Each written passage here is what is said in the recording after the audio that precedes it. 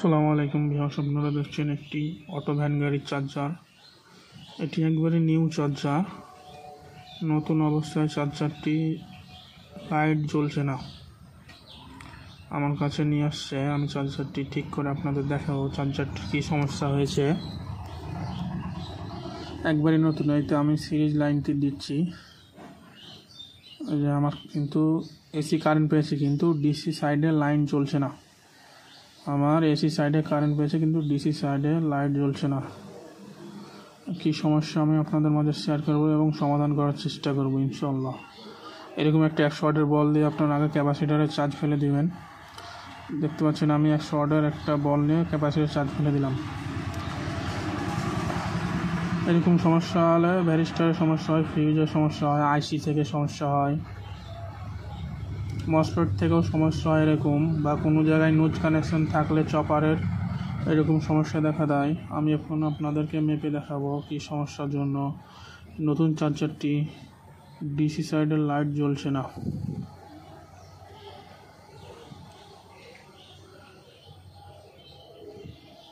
এগুলি new charger, ব্যবহার করা হয় নাই।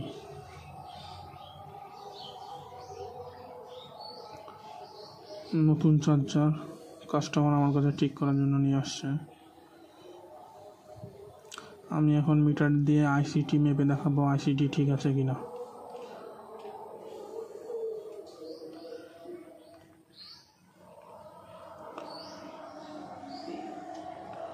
আপনাদের দেখার সুবিধাতে মিটারটি আমি ক্যামেরার সামনে নিয়ে আসলাম।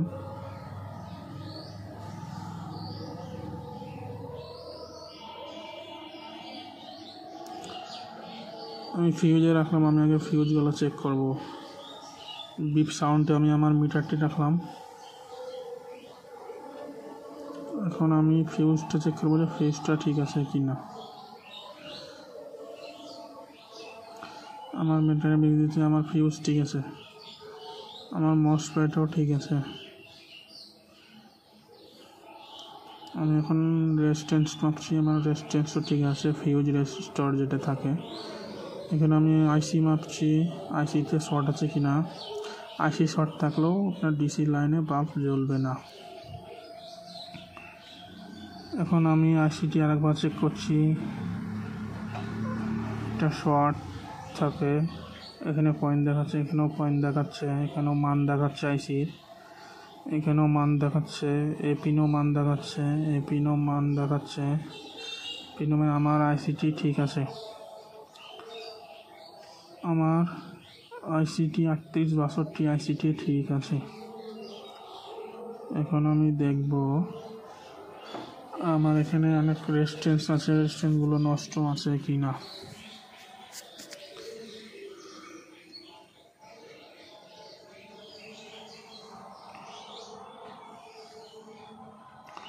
আমি এখন চেক করে দেখব আমার এখানে রেজিস্টরগুলো নষ্ট আছে কি না।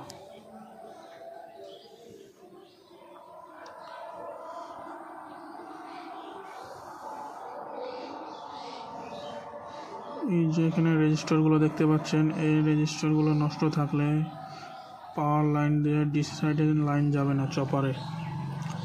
এসি থেকে চপারের লাইন হয়ে পাস হয়েছে।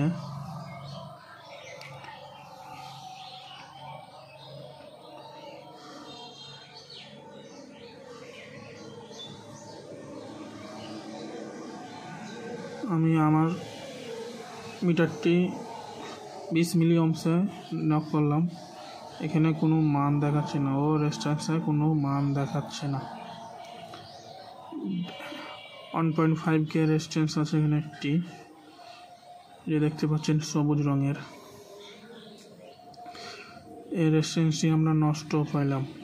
এই রেজিস্ট্যান্সটি আপনারা খুলে নিব,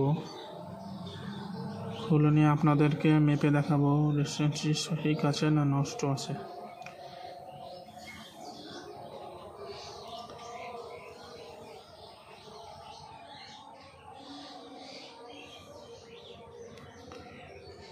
আমার আয়রন গরম করতে দিয়েছি।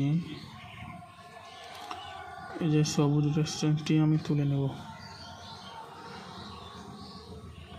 খুব সুন্দরভাবে তুলে নেব আমি রেজিস্টারটি।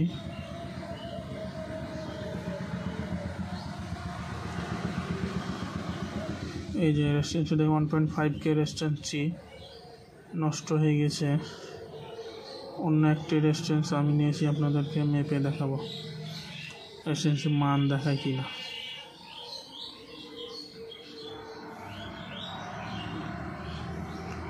আমি 200K সিলেক্ট্রিক নকটি নক করলাম আমার মিটারে। এখানে দেখতে পাচ্ছেন কোনো ভ্যালু দেখাচ্ছে না, রেজিস্ট্যান্সে কোনো ভ্যালু দেখাচ্ছে না, তার মানে কি রেজিস্ট্যান্সি নষ্ট। আপনারা দেখতে পাচ্ছেন রেজিস্ট্যান্সি নষ্ট। আমি সেম আরেকটি মাদারবোর্ড থেকে রেজিস্ট্যান্স নিয়েছি, এটি আপনাদেরকে মেপে দেখাবো মান কত দেখাচ্ছে।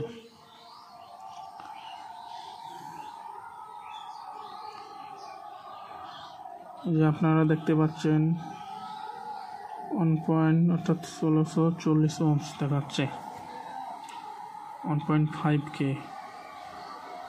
রেজিস্ট্যান্সি নষ্ট। এই যে রেজিস্ট্যান্সি নষ্ট, কোনো মান দেখাচ্ছে না। আমরা এখন ভালো রেজিস্ট্যান্সি লাগাবো, লাগিয়ে দেখবো আমাদের পাওয়ার সাইডটি ঠিক হলো এবং ডিসি সাইডে লাইট জ্বলছে কি না। এরকম ভিডিও পেতে আমার চ্যানেলটি আপনারা সাবস্ক্রাইব করবেন এবং শেয়ার করে দেবেন। যারা আপনার বন্ধুরা আছে কাজ করে বা জানে না, তাদের মাধ্যমে ছড়িয়ে দেবেন যেন তারাও জানতে পারে। সামান্য একটি রেজিস্ট্যান্সের জন্য একটি চার্জার বাতিল হয়ে যায়। দেখতে পাচ্ছেন আমি রেজিস্ট্যান্সি লাগিয়ে দিচ্ছি, খুব সুন্দরভাবে যেভাবে খুলেছেন ওভাবে লাগিয়ে দিবেন।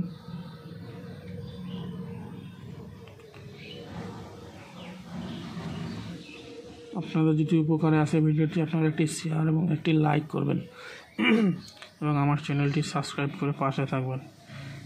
এরকম ভিডিও পেতে বেল আইকনে আপনি নোটিফিকেশন অন করে রাখবেন, ভিডিও ছাড়ার সাথে যেন আপনি নোটিফিকেশন পেয়ে যান এবং সবার আগে দেখতে পান। এখন আমি পাওয়ার লাইনটি দিয়ে দেখব আমার চার্জারটি ঠিক হইল কি না। এখন আমি এসি লাইন ইন করব। যে দেখতে পাচ্ছেন আমি এসি লাইনটি ইন করব। যে আমার এসি লাইন ইন হয়েছে এবং আমার ডিসি লাইনেও বাতি জ্বলে গেছে। ইনশাল্লাহ আল্লাহর রহমতে আমরা চার্জারটি ঠিক করে পেরেছি বন্ধুরা। শুধু একটি রেজিস্ট্যান্সের জন্য একটি চার্জার, নতুন চার্জার নষ্ট হয়ে গেছে। এই রেজিস্ট্যান্সটির জন্য চার্জারটি নষ্ট হয়ে গেছিলো। এই সকল ভিডিও পেতে অবশ্যই আমার চ্যানেলটি সাবস্ক্রাইব করবেন এবং পাশে থাকবেন। ধন্যবাদ সবাইকে।